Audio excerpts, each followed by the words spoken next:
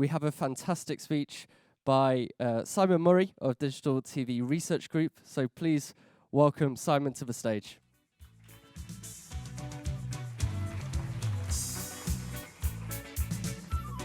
I don't know why he said it's fantastic. He hasn't heard it yet.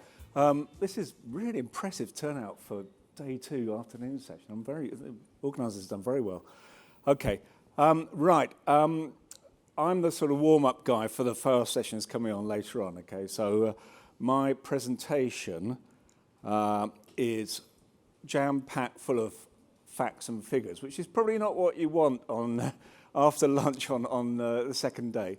But it's mercifully short for you, so don't worry. It's going to be fast and furious. So we've updated our fast forecasts around the world. We cover 138 countries. I would say by 2029, fast is only going to be really relevant in about 40, maybe 50 countries. So it's basically concentrated into the richer countries of the world and the ones that have the money to spend on advertising.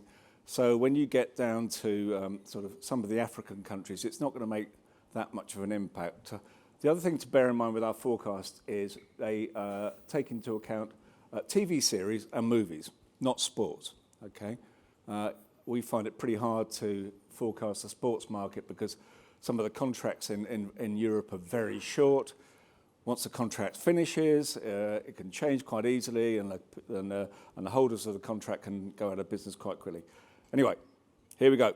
Figures. Right, we're forecasting that the fast market will be worth $17 billion by 2029. That's up from $8 billion last year. So that's pretty fast growth. That's more than doubling over that period of time. Okay? The European side of things is even faster growth, but from a much lower base. So we're going from 1.3 billion last year to 3.6 in 2029. Now, if you look at the pie chart there on the right-hand side, fast will represent only 7% of total global OTT revenues in 2029. So although the growth is really impressive, it'll still be quite a small proportion of the whole picture.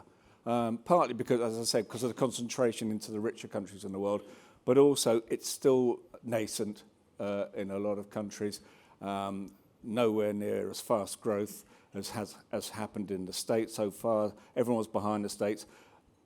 Very few people are going to replicate what's happening in the States. The States is a completely different market from what's happening in the rest of the world.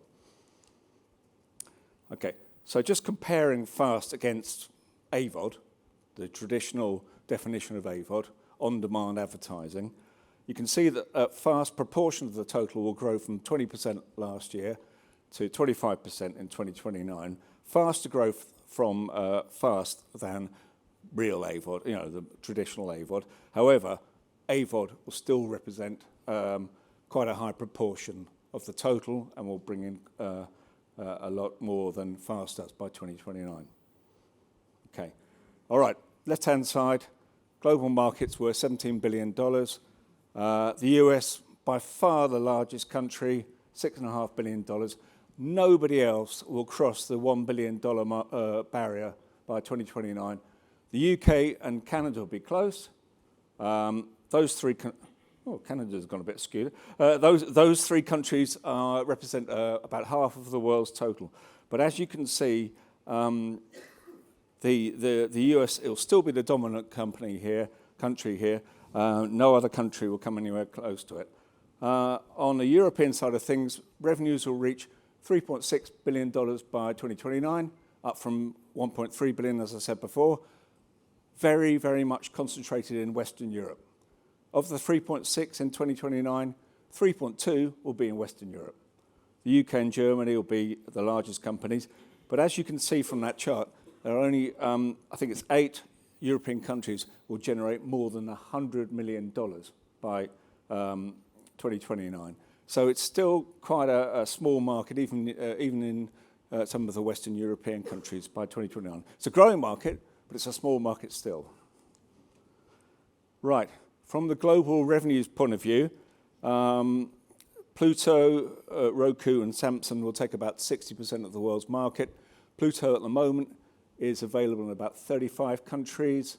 11 of them are in Europe. None of them are in Eastern Europe. Samsung, 24 countries, 16 in Europe, none in Eastern Europe.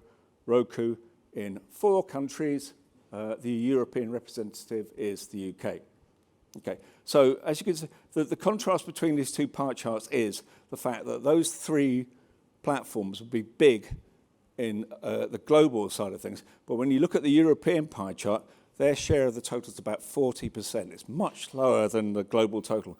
And the reason being, of course, is that Europe has such a strong base of broadcasters, okay, who will grow their fast revenues.